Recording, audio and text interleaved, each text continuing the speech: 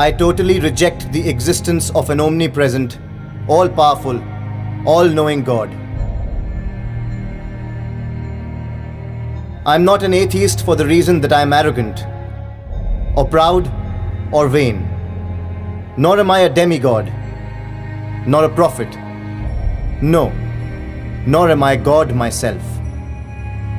I am going to sacrifice my life for a cause. What more consolation can there be? A God-believing Hindu may expect to be reborn a king. A Muslim or a Christian might dream of luxuries he hopes to enjoy in paradise as a reward for his sufferings and sacrifices. What hope should I entertain? I know that would be the end when the rope is tightened around my neck and the rafters move from under my feet. Without any selfish motive of getting any reward here or in the hereafter, quite disinterestedly, have I devoted my life to the cause of freedom. Our forefathers evolved faith in some kind of supreme being. Therefore, one who ventures to challenge the validity of that faith or denies the existence of God shall be called a kafir or a renegade. Even if his arguments are so strong that it is impossible to refute them, if his spirit is so strong that he cannot be bowed down by the threats of misfortune that may befall him through the wrath of the Almighty, he shall be decried as vainglorious.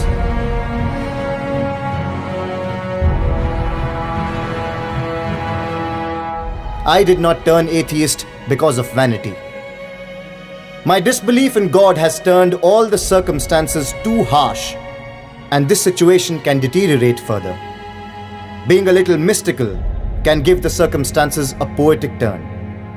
But I need no opiate to meet my end. I am a realistic man.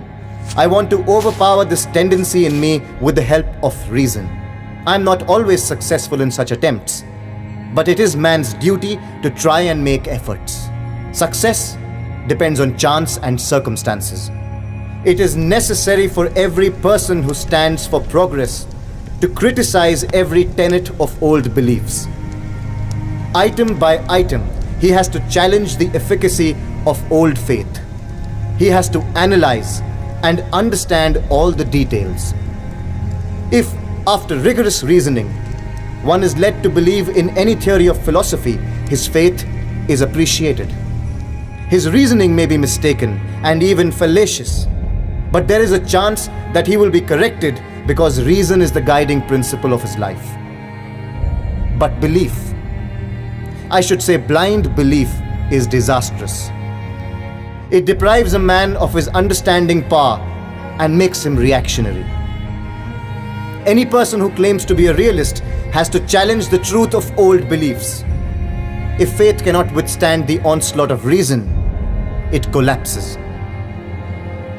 The British rule is not here because God willed it, but for the reason that we lack the will and courage to oppose it. Not that they are keeping us under subjugation with the consent of God, but it is with the force of guns and bullets, police and militia, and above all, because of our apathy. One of my friends asked me to pray. When informed of my atheism, he said, "When your last days come, you will begin to believe." I said, "No, dear sir, never shall it happen. I consider it to be an act of degradation and demoralization. For such petty selfish motives, I shall never pray."